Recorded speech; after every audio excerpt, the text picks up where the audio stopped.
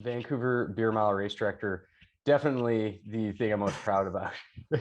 I feel like it's the feather in your cap. Like you It should be truly able to is. retire now Yeah, yeah, and say I did everything I could possibly do. yeah. And as I was saying to you before we started here too, um, as a business, it's terrible. Like I make absolutely no money doing it, but the glory in producing that event, I mean that it's priceless. It truly is.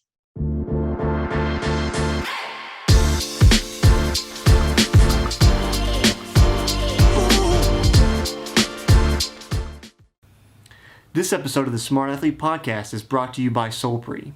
If you're active at all, whether you're running or simply out walking for the day, you've probably experienced one of the number one problems that active people have, and that's chafing. Solpre's all new, all natural anti-chafe balm solves that problem while feeding your skin the vital nutrients it needs to be healthy. If you'd like to stop chafing once and for all and treat your body right, go to solpri.com to check out the anti-chafe balm today. That's SOLPRI.com. Welcome to the Smart Athlete Podcast. I'm your host, Jesse Funk. My guest today normally should be coming from Canada, but today he's in Mexico because he's a cool guy who likes to move around. He's an endurance sports enthusiast. He's co-founder of runguides.com, which you may have seen or used if you're in the running community. He's also, probably most importantly, the race director for the Vancouver Beer Mile. Welcome to the show, Cory Jennermann. Jesse, thanks for having me. I'm very excited to be here. Yeah, Vancouver Beer Mile race director, definitely the thing I'm most proud about. I feel like it's the feather in your cap. Like you It should be truly able is. to retire now Yeah, yeah, and say I did everything I could possibly do. yeah. And as I was saying to you before we started here too, as a business, it's terrible. Like I make absolutely no money doing it, but the glory in producing that event, I mean it's priceless. It truly is. I always wonder, I know I've never done a beer mile myself. I'm not much of a drinker. So there hasn't been a whole lot of allure for it for Hmm, me. hmm. I also feel like I almost definitely would throw up if I attempted it. But I know it's a thing. Obviously, like people compete at it. People set up races so that it They could do, be yeah, done in a yeah. group and not just as a solo endeavor, like a weird, sad beer mile by yourself. But it just, for whatever reason, I've never been drawn to it. And I know guys I ran with in college, Hmm. they're like, oh, this is my beer mile time. I'm like, number one, when did you do this? And then why? It, if you allow me a tangent a little bit, Yeah, absolutely, I please. always kind of wonder because there is this like undercurrent or pinning somehow between like beer culture and running Yeah, culture. yeah, And if I yeah, if yeah. I ran in my other room, like I did an off-road race several months ago called Beer and Bagel, Yep. and so they're like they started in Nebraska and they've kind of expanded across the Midwest. This was the first year in our area, and their shirts every year say "I'm a drinker with a running problem." Yeah, yeah, yeah. But like it's so common. Just can you maybe you've got more insight as the race director? Where does where's the history come from? Do you have any idea, or do you just like absorb yourself in it? Yeah, that's a great question, and I don't know the answer.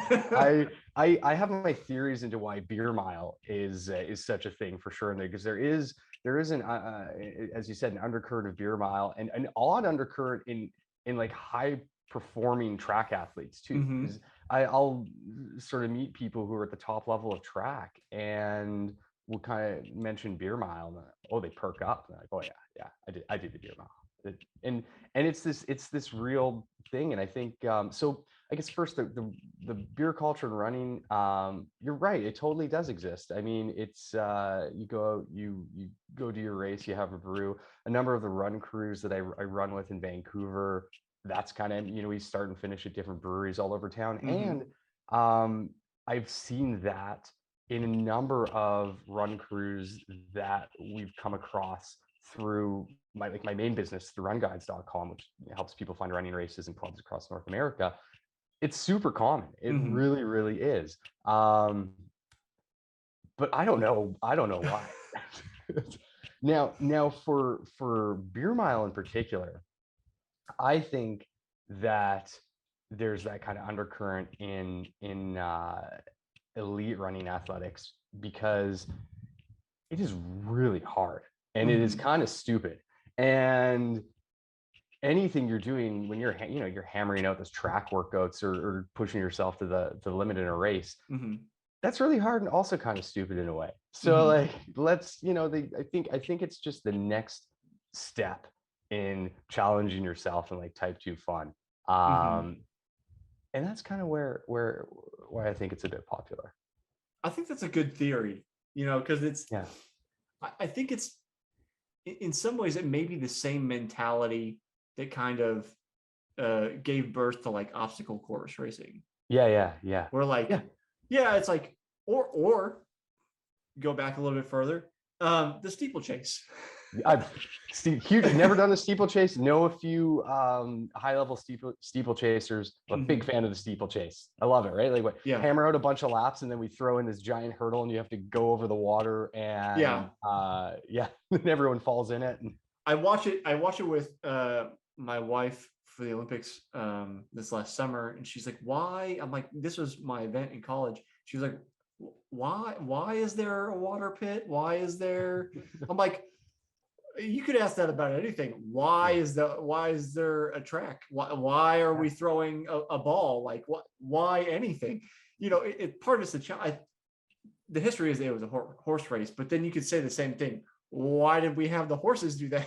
right. Okay, so this is news to me. I didn't know the distinguished history of the steeplechase. So it was a horse race, Yeah, so and I then think I could be wrong. Um, and if you're listening and know the correct thing, please correct me. The way it is in my brain, and this is where we need like with Dak Shepard's podcast, Armchair Expert. He has like yeah, fact checkers at the end. We need fact yes, we checkers need for some this. fact checkers. Yeah, So somebody be my fact checker. But the way it is in my brain is that it was the very first one. I don't know if it was at Stanford or something, but the very first like kind of modern style steeplechase was a bet between it was like a bar bet between a mm-hmm. runner and somebody who rode horses about who Mm-hmm. could win, Mm-hmm. like who was going to be faster, the horse or the runner. I think the Mm-hmm. runner won, because I mean a horse can outrun you, but with the barriers and stuff that slows the horses down Right, significantly. right. Now there is more history to it in that I think like uh old school steeplechase, or like the more accurate historic origin is like um churches in the countryside running from steeple to steeple. That's a Right. steeplechase, and then there's Yes. obstacles in the countryside to cover. So I think it's kind of likely, this is me extrapolating here. I think it was likely like taking that, countryside, church to church kind of run name and idea, applying it to the track environment with like the horse or whatever. Yeah. There's got to be some connection in there. I don't know, but that's kind of the history as I know it, I guess. I mean, that sounds pretty good to me. So I'll take it. And it is kind of it's kind of funny how a lot of these running events probably originated as bar bets. I was recently learning about the lost sport of long distance walking that used to Mm. happen in old England. Mm-hmm. And this is kind of the um, origin of, well, I shouldn't say origin, but this original guy named something like John Barclay or something back in, and again, I'm going to get a few of these dates. We need the fact checkers Right. to get the dates correct, but it's like 17 something, and he makes a bar bet. He's known for going for really long walks. He makes a bar bet with another person, and then he says, "I can walk 1 mile an hour for 1,000 consecutive hours, and I will make a bet of whatever it is, 500 guineas, which in today's money is $500,000 or something really substantial Yeah. like that." And someone takes him up on it, And you can read about this online. It's fascinating. And he goes out and he starts to do 1 mile an hour every hour. And so, he'll kind of, first few he's doing it 20 minutes, then he rests for a while, and he just keeps going and keeps going. And he fuels off of, I think it's mutton and wine mostly, because that's what you would fuel off of in the 1700s or whenever they're doing this.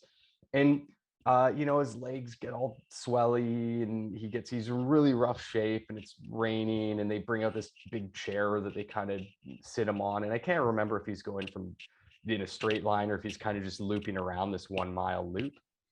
And as he approaches the end, and it becomes apparent that he's probably going to finish this thing, all the people that bet against him start trying to sabotage him. So he has to hire bodyguards to then guard him against the people that are trying to make him fail. And he ends up doing it. And then I can't remember what happens after. There's a huge controversy, I think, around the bet, and he probably dies penniless. But it's like the origin of strange long distances. But yeah, there we go. It's perhaps Beer Mile was originated on a bar bet as well. I mean, given the content, beer and running, it wouldn't surprise me in the least that it was probably a bar bet at some point, and then became standardized after like enough people took it up and like, no, we need some rule, because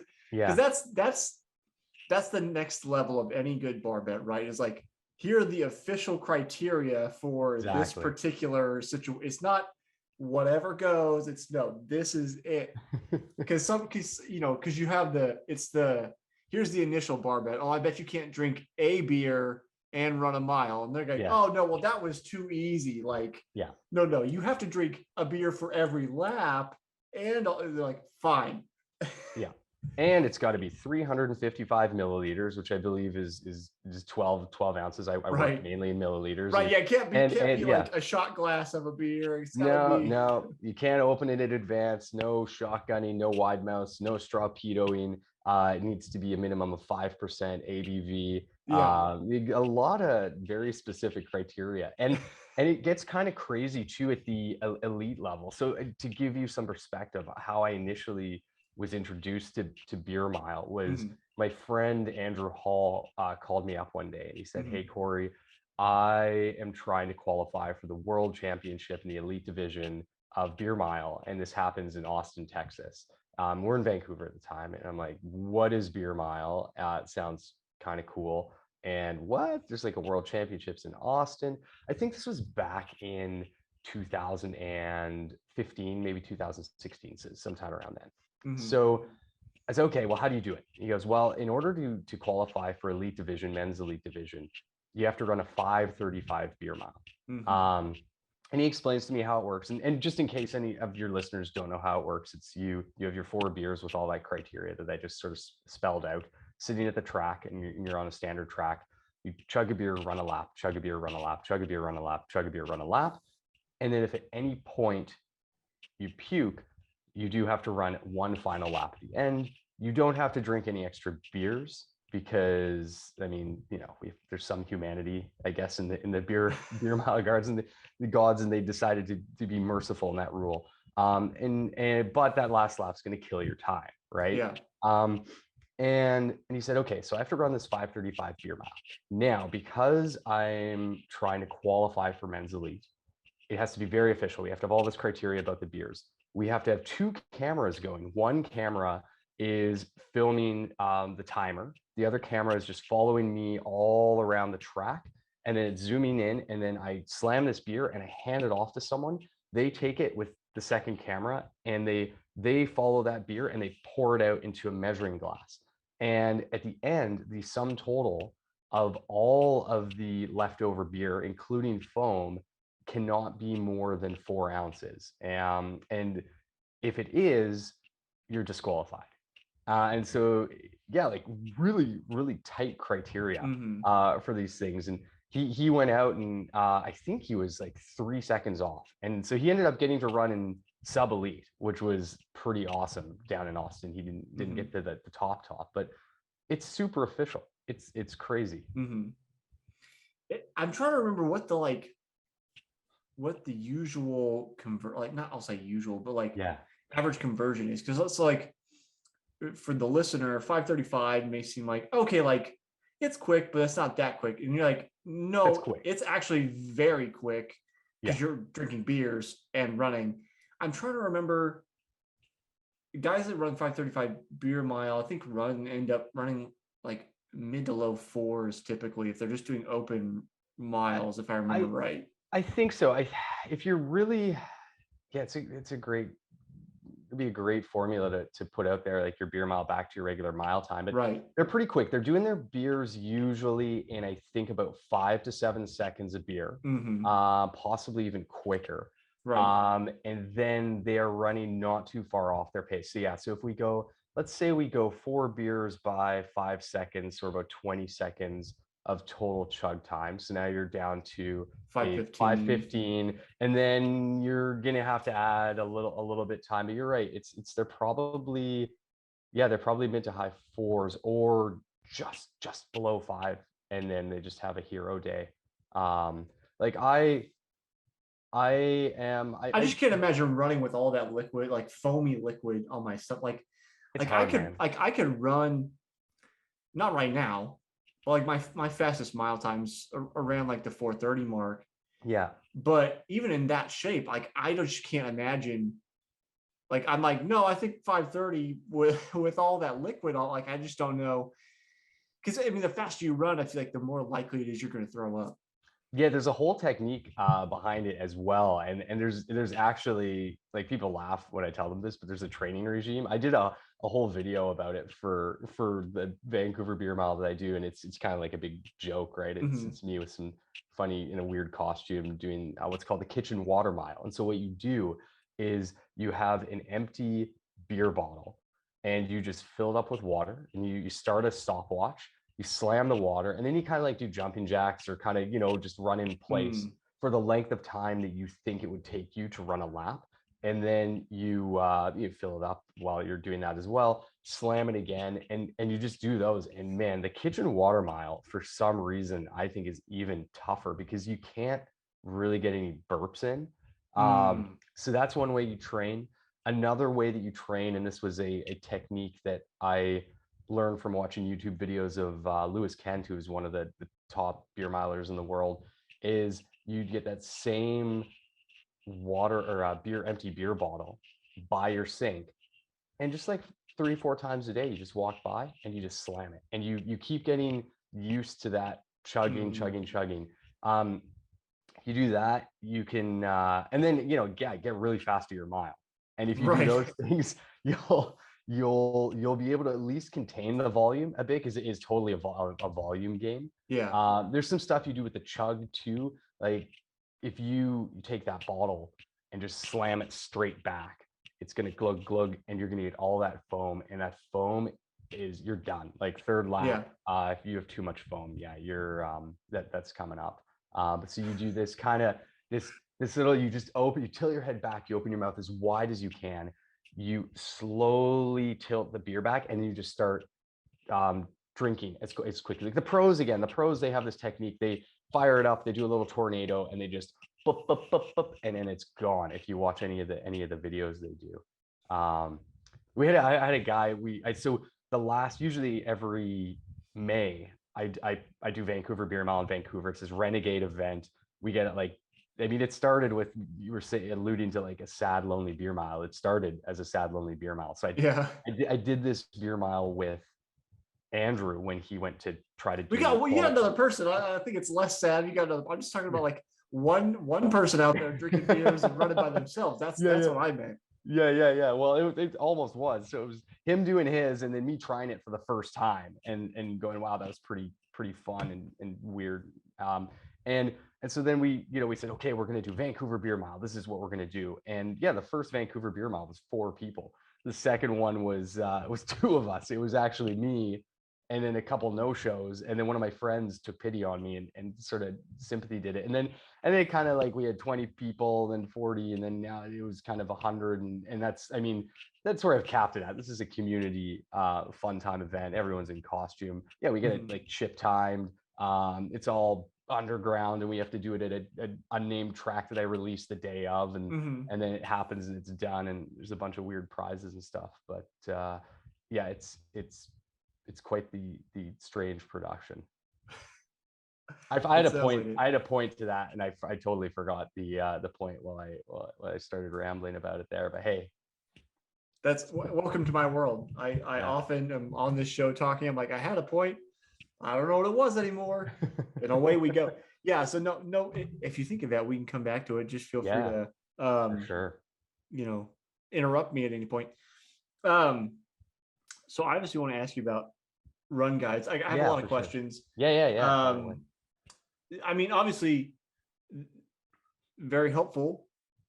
So one of the biggest challenges in being a runner is how do you find runs, right? Yeah. Like, how do you find a race? Because I mean, so like you have to have these different race aggregators, like you guys, and even I find they're often not even all like complete. So my first question is just like, how do you aggregate all of the races? How do you find them all? For sure. So initially what we do with run guides, and I mean how I started it initially was I had a background in online marketing. This is 2007 to 2012. I was working for a company that helped people find. We had a directory that helped people find nightclubs in cities across North America. So I was somewhat familiar with the directory space, and I liked running. I ran a fair bit and was running with a buddy, and he was asking me about what the next race or next 10K in Vancouver was. And I did a little bit of Google searching that night after I said, "Oh, didn't you Google it?" And he went, I had some tough time, and I ran into that same thing. I went, "Oh, some of the directories here are only listing races that they do the registration processing for, or whatever." And I thought, let's build something. So the way that run guides is growing and has grown, because it's got quite a lot of coverage across North America, but there's still some holes there. Is we pick a region that we want to create a calendar for, and initially we're just doing a bunch of Google searching and finding the 4 or 5 other sources that are listing upcoming races. And this can be other directories. It could be a lot of communities have a community directory of what's happening in that region, and then we are manually adding that onto our site. And so it's a whole process. And we also, while we do that, we audit it to make sure, okay, are these actual runs that runners like? Run guides is specific to running events, and so if it's kind of like if it's a triathlon or something, for example, even though I know there's a huge crossover there, and one of these days we'll spin off a triathlon site, we're like, this is just runs only. And it wouldn't be like maybe it's a weekly kind of walking tour thing. Like, that wouldn't be quite the right fit for what our users are looking for. So we manually add all that stuff in there, and then it kind of just sits, right?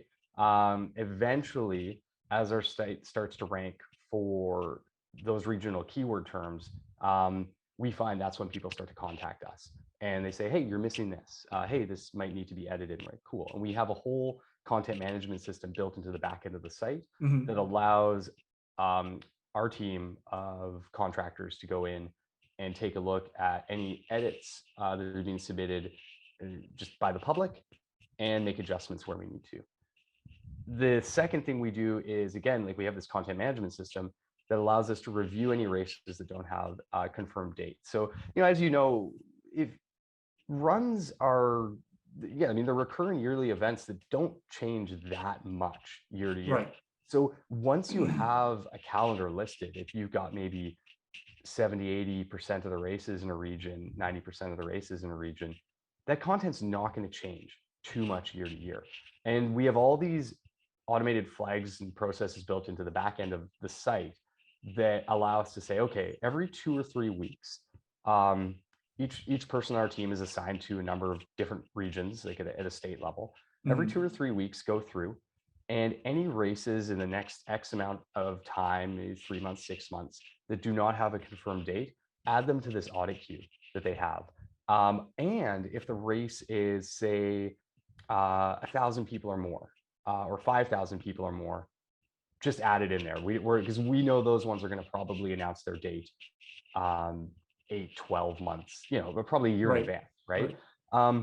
And then we kind of, again, it's this manual process that we do to ensure that the content is actually up to date. So manual process to initially get it, and then a manual process to maintain it. Now we have invested a lot of time in development into the back end of our site to allow us to do that without spending hundreds and hundreds of human hours to do it, right? We can do this fairly efficiently and manage a large number of races. But it's a very interesting issue because at the core of a directory, like, you have to have helpful content for people, and that's like our number one priority. Is we want to help you find runs. We want to have a full calendar, and we want the calendar to be up to date. And so accurate. There's accurate. Yes, thank you.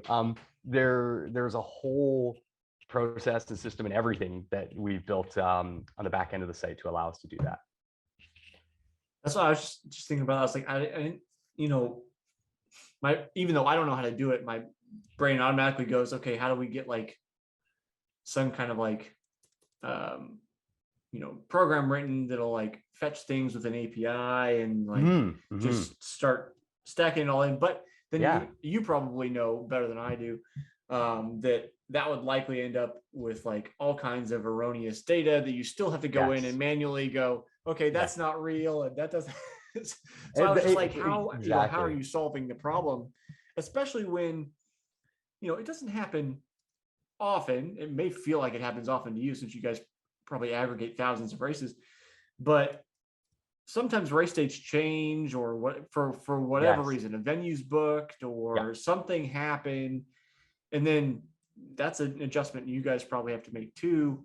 And then if it's changed and you don't know, then again, information is not accurate, and people go, Cory, why did you tell me? They do. It was on this day, and it's not. No, for sure. And with that say, again, I mean, we have a calendar of events in a region. You move the map around, see what's kind of going on there. You click on an event. It gives you an executive summary of what it is, some main data points, date, distance, approximate event size, road or trail, does it have a kids race, that sort of stuff. A very small, maybe a video, a few lines about generally what the race is about. And then we send you to the official race website, because of course they're going to have the most up-to-date information. They're going to have all the info about the swag and everything like that. And so that is where, like, if let's just say, you have a date or a race that's on April 14th, and then 3 weeks out, they have to shift the date by 1 day, and now it's on the 15th. So someone comes to us, sees April 14th, clicks through, goes to the official race website, sees a difference. We've been very lucky in that most of the users that come to our site end up messaging us and just saying, hey, you've got this wrong. And we go, oh, okay, no problem. Done, fixed. And on our end too, keeping the information that we present about a race to an executive summary level, that also allows us to have really relevant information without inaccurate stuff. Like race directors will often ask us to put in info about swag, start times, things like that. And we say, look, we would love to, but that is going to increase the probability that we're going to have incorrect information, because you might change that. We want to send people to your site. We want to give them just, when someone comes to our site, they're what we see in our data, and when we look at analytics, is they're looking sort of 3 months, 6 months out. They're looking for general distances, and they're looking for geographic regions. And then they're shopping around a bit. They go, hey, what are the 10Ks, what are the 5Ks, or the half marathons, happening in this time period in my area? And now I'm going to click on them, and we send them to the official race website so they can get the information. So it's kind of some of the inside stuff on how we're managing all this content, because it's I think we're 7,000 or 8,000 races on there right now, and it's going to continue to increase. I tend not to see the number of races. Like for me, if I was to say, oh, it's, we'll be at 30,000, that's not my measuring stick. My measuring stick is, do we have the right races on there? Are people that are coming to our site feeling like they were able to find runs rather than just pure numbers? Because again, sometimes there's some stuff, say if we were taking in data from API feeds that isn't quite relevant to what a runner is looking for when they're looking for a run. Yeah, it's in some ways it's kind of I'll say refreshing. I don't know if that's quite the right word, but just that there is still almost like an old school approach to it, right? Which is, to me, almost feels like running in itself. Like there's obviously there's like, there's everybody's using GPS watches and they log all their workouts on Strava, and there's all this tech stuff that people get obsessed with. But I feel like often, not always, like the more involved people get with running, the more like, I'll just use pencil and paper. Like just the less involved they get with how technical everything has to be. Sometimes they still love the data. I'm thinking in particular of a gentleman who wrote some content for me. He's been on the podcast, Marco Nicoli. He's a coach, big data junkie. He loves all the data, but at the same time, like the data doesn't rule what he does. Yeah. So just, I don't know, there's something about, number one, how just like bare bones the sport is. You need some shoes. You probably need clothes unless it's a nudist run for some reason. Those do exist. I know. So that's what I was going to say. You need clothes, but I was like, well, caveat. There was, what is it? The Bare Buns Fun Run was one of them. There are a couple on our site, and I just thought they were great. I think we recommended them in our emails once. So it's if you're in this area, go check it out. So it's like right on. So pretty much you need, and you don't even me saying you need shoes is not controversial, but not even technically accurate. It's like another guest, Steven Sashin, he's owner of Zero Shoes, which they're shoes, but they're minimal shoes, and people wear, just go barefoot. So it's like, I guess you could show up to a nudist run and just have no clothes on and no shoes, which makes it even more bare bones. But just the sport is so non-technical by nature that there's something almost, I don't know if it's synergistic, but just like thematically appropriate for it not to be just you sitting behind a computer with a bunch of software, like aggregating that there's actually people looking things up. We have real humans that do look at every piece of event content on the site. I like it. I like how you frame this, and this is how I'm going to look at it now. We're Run Guides. We are thematically appropriate in the way that we manage content. There you go. It's a very interesting, relevant point, I think, that you made about data. And I'm a big fan of run data as well. Like I Strava everything, and I, especially when I'm looking back on very successful training builds that I had, like, so for example, in 2017, I had some amazing races personally and hit some of my kind of lifetime goals. And then I'm doing a couple of the same events in 2022. And so, for me, it's great to go back over the data and go, okay, where was I at? What was going on? And I'm sure at the elite level, it's like, that's among a few other things, but that's pretty much probably what's giving you some of the edge, right? Your data and your nutrition, and your genetics. And then, but on the flip side, I do see it a lot where people get too, and even people who are new to running just get way too in their head about data. They'll be out going, and it's like, oh, well, my heart rate is at this, and I should be at this, and my pace is at that, and I should be here. And it's like, hey, I mean, how are you feeling? Like, just how are you feeling right now? Are you feeling good? My training schedule says I should do this today, but I'm not feeling that great. It's like, well, adjust. Like, you can I think that there is that component of running that is beyond the data, that's just that mental component, and that almost, I want to call it like the heart, where sometimes I think it's beneficial just to ignore it. And you know, if you're racing really, really hard, your data is probably going to say, you should probably scale back at some point in the race. But if you're going like for maybe like a big PR or something, maybe you got to take a risk. Or at the same token, if you're feeling really good, but your data is saying, oh, this is like a little bit higher than it should be, just kind of like see what happens. You'll surprise yourself. Don't ignore the data. Just don't rely on it. And yeah, you don't need all that technical stuff. Like if you're getting into running too, right? You know, just get a pair of shoes that are comfortable and like start going for runs. Don't worry about the GPS watch that programs your blender as well. Like just just kind of like just get out there. And yeah, I'm a big proponent of running based on RPE, which is rate of perceived exertion. If you're not familiar with that, so I don't know. I do another show just on running. It's just me in front of the camera talking about running various topics. I feel like I spent an entire season 2, so I break them up into years for seasons. I feel like I spent almost that entire year just like, let me tell you about RPE. Like this is worth it. I haven't really talked about it much lately, but just it's so important. Like I made adjustments. We did a time trial to kind of get a benchmark time for me on Wednesday morning. Didn't have any problems, but then I like kind of felt like I tweaked something later on in the day, kind of feeling it. Working on it, I had a run this morning, and I was like, this is supposed to be the end of my week 2, and then rest week next week. Yeah. And I was just like, I think I'm going to cut it in half.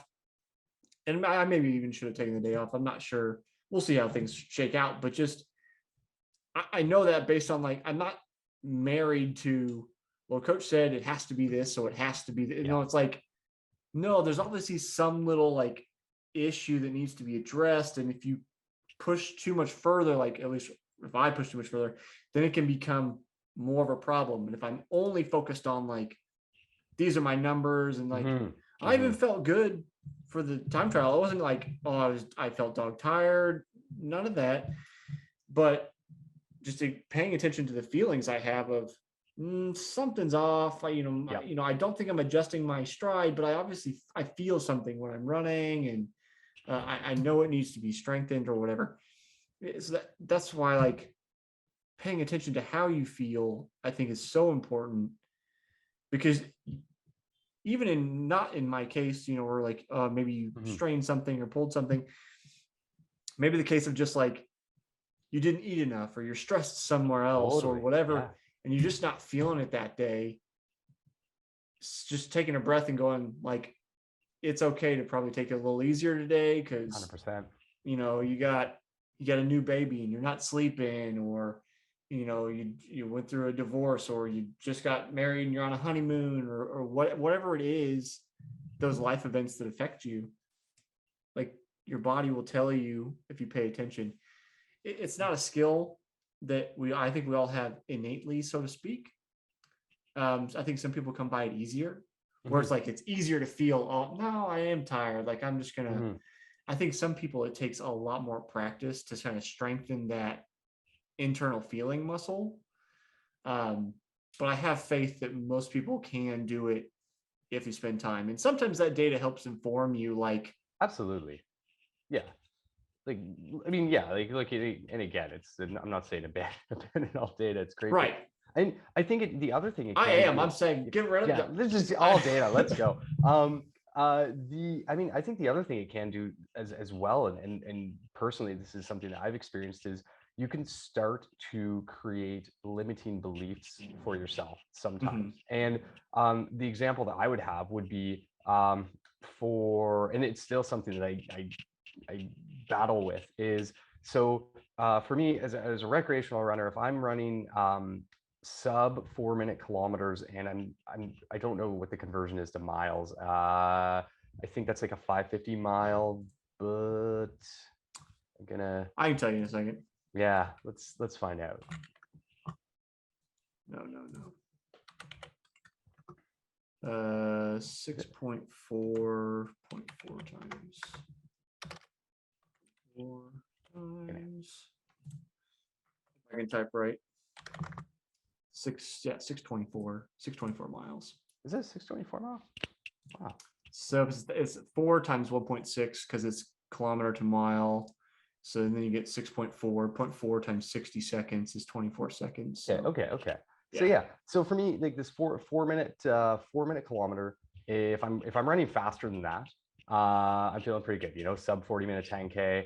I'm like, all right, this is good. But then at the flip side, what starts to happen is I start to think, oh yeah, if you do this for too long, it's going to be too fast, and you're going to blow up. And so you start to equate in my own head, I start to equate sub 4-minute kilometer with eventually this is too fast and you're going to blow up. And it took me a while to get past that and kind of go, wait, you have to remove this data point from your mind, because you are potentially missing out on your potential. Like what I mean, yeah, just don't even worry about that. Yeah, if you feel bad, you're going to feel bad, but maybe you can run a 345 for a lot longer than you think.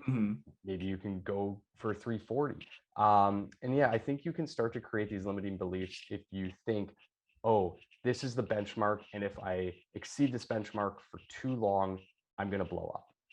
You know, on the right day, you will. Like you can't just manifest a bunch of speed. I can't just will it to be. I can't will it into existence. I can will a few seconds per kilometer into existence. But yeah. But jumping like down to 3 minutes or something. The difference in there. You know, I think a good I'll prescribe a particular method or practice for you. I don't know how often you do like speed work, go to the track and do intervals and stuff.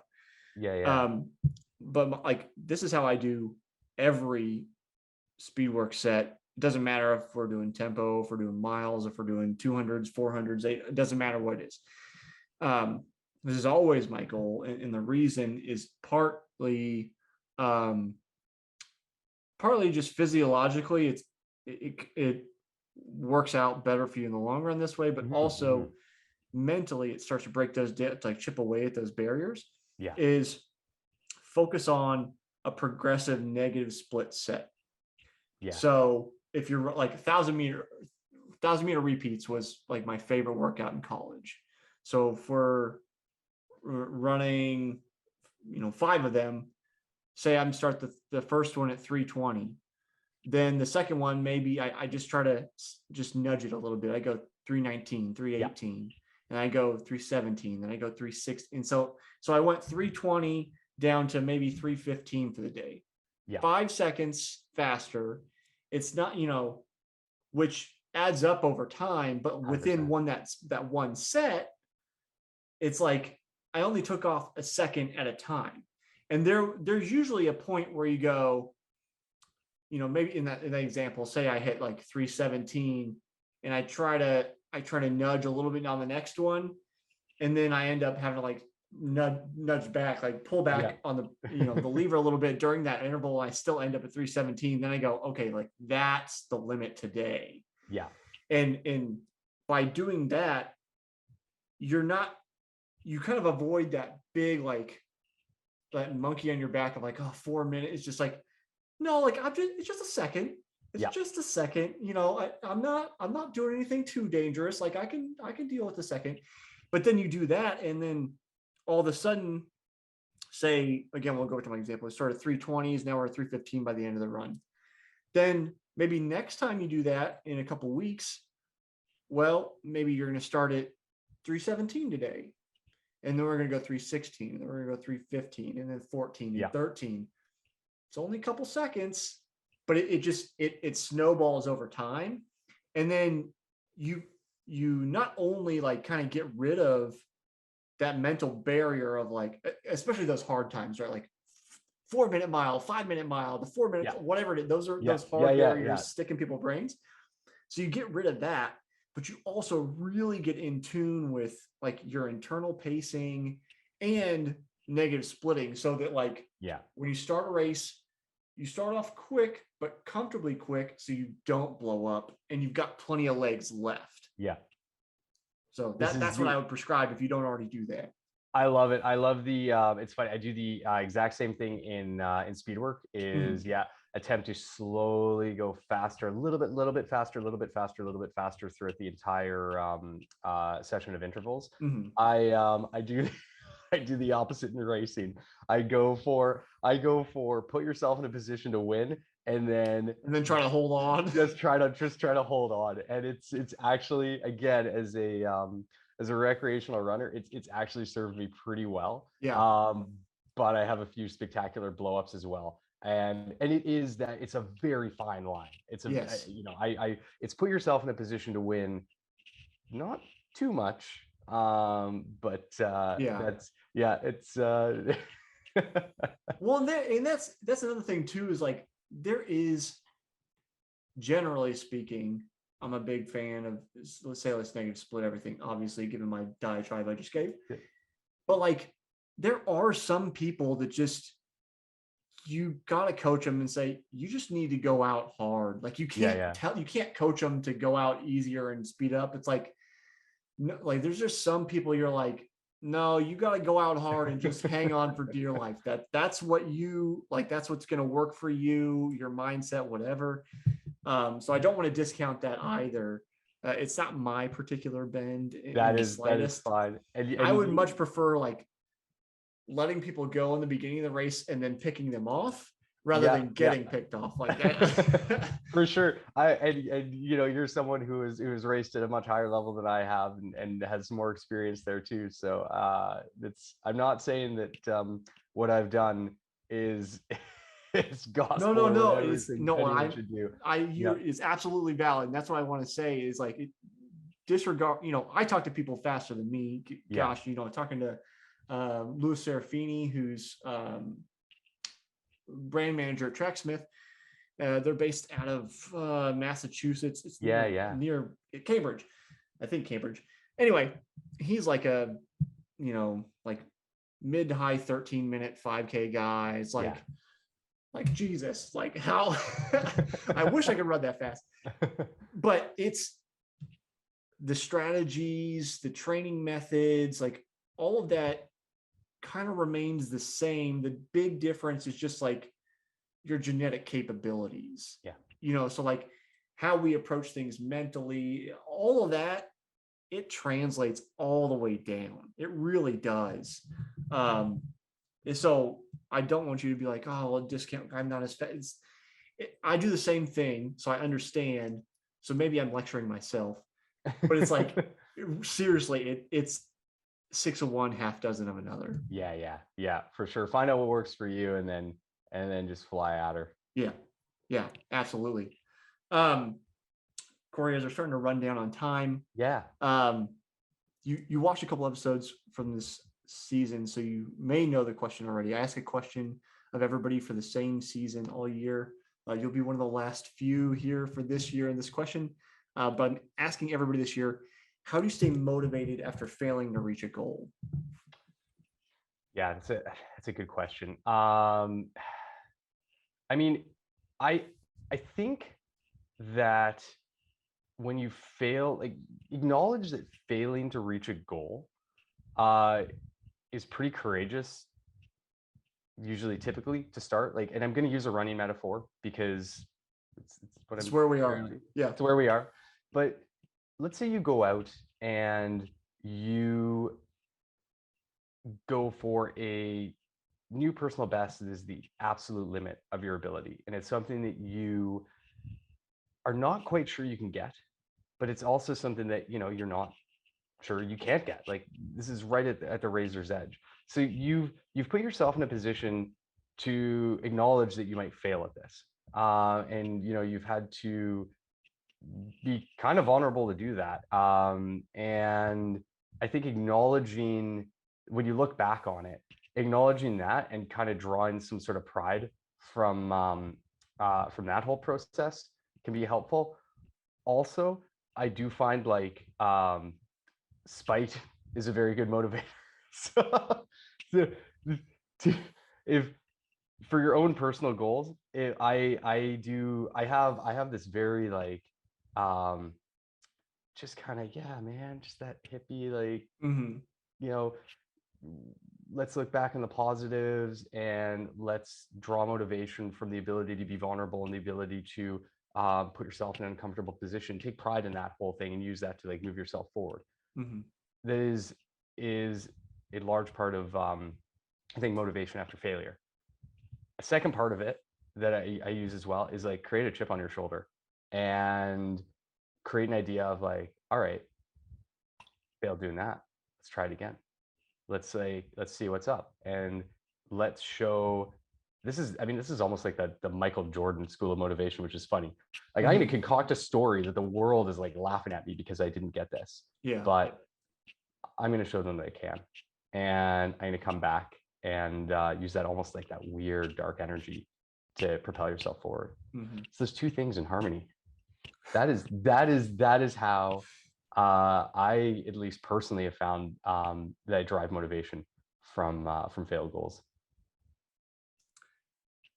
Cory, I don't know if people can get in touch with you directly or not, but where can they find you? Find for your sure. stuff? Obviously, runguides.com. All the social media. Where's all that located? Yeah, I mean, you can contact Run Guides through the runguides.com. We have a contact form there.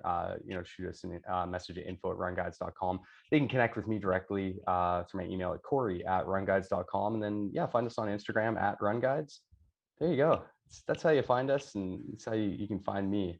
Get some more of those motivational philosophies. Yeah.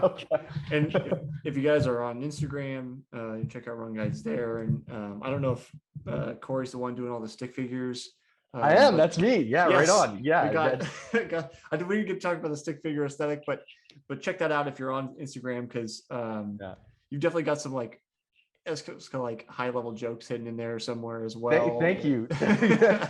We weren't sure what to make the Run Guides Instagram account because we're like a directory site. So we're like, what do we put up there? And I went, I'm gonna draw comics about running. Yeah, and we're gonna put them on there. Yeah, that's good. So check that out. Cory, thanks for hanging out with me today. Jesse, thanks so much for having me on. That was fantastic. Really enjoyed it.